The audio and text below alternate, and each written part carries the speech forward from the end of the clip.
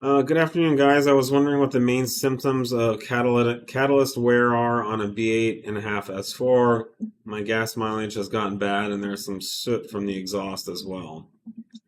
We No real can, obvious I ones. mean, there's when they start falling apart, you'll see like it's not soot; it's actually like a white. Your exhaust tips will get kind of white and dusty. Yeah, That's the material actually breaking down. But we can actually look in the data logs themselves and kind of get a good picture of what's going on there. If one is deteriorating more than the other, you will see an imbalance in the yeah, manifold pressure per bank. So there's yeah. a That's couple of things we can do data wise to look at. that's probably the best way I can help Um, you with that. yeah, when they start to go, it's a pretty quick decline. Usually Yeah. they'll they fall apart rapidly and they'll start plugging up and you'll get misfires, and so definitely get it looked at quick if you think it's going. So, my folks, I just downloaded the Stage 2 TCU on my Q7 4M.5 2021. This tune is sick. Nice. Can't wait until Stage 3 is released. Glad to hear you're happy. Yeah, Good. those are great cars, great tunes. Yep. I'm looking to pep up my EA AAA Gen 2 Q5. How much tuning potential do they have compared to the Gen 3? What is that? They're Like pretty good. That's the old that's like the TSI B8s, motor. the The B8 era. B8. Yeah. So that would be it'd be our B8 tune.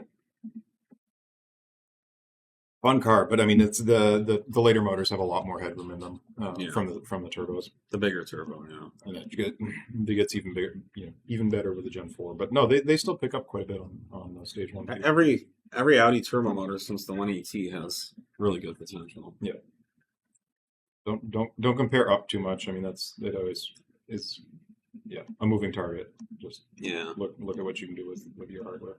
So our stage one goes from 213 stock to 252 Yeah, on horsepower on 91 octane. 91, Yeah, I mean, we've got 270 on 93. So that's a major yeah. gain. If you've got E85, you're up to over 280 on that. So Yeah, yep, solid gains, yep, and that's just power everywhere too.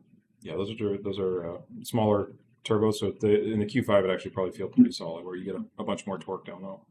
hmm are you guys still considering upgraded injectors on the B8 3.0T platform, or did you move towards port injection?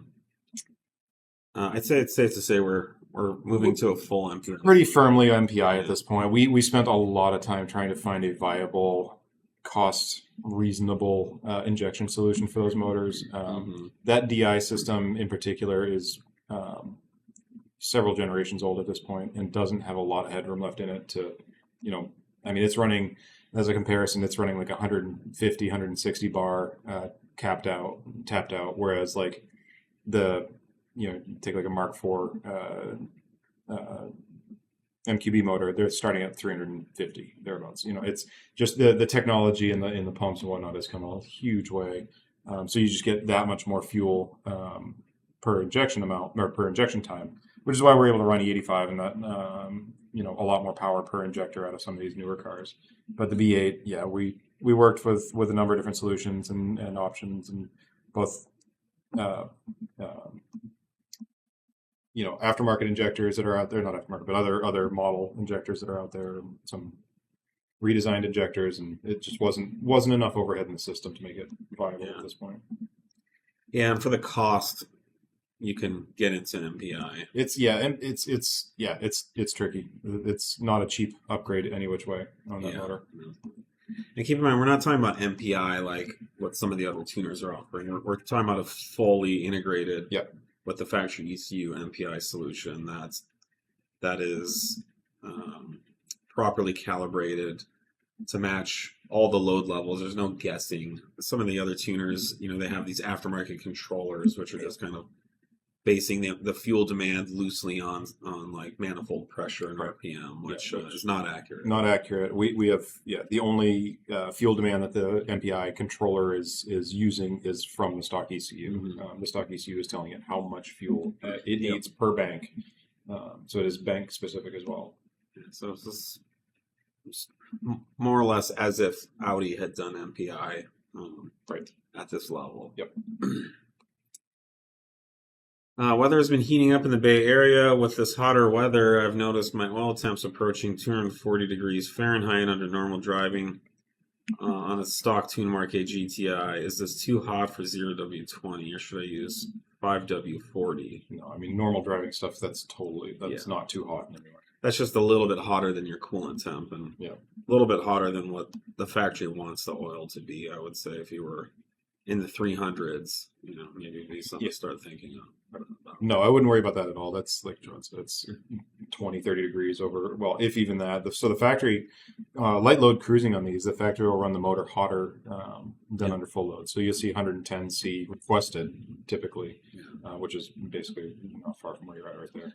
And something the factory knows is that hotter engines, and the hotter, up to a certain point, a hotter engine is a more efficient engine. It requires less fuel.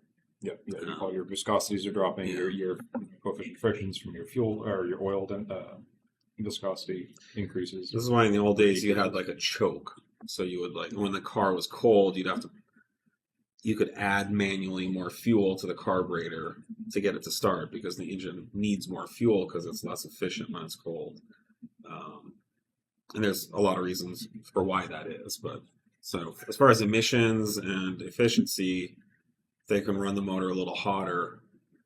Miles per gallon goes up. Emissions get better. So. Yep. Yeah, I wouldn't worry about 240.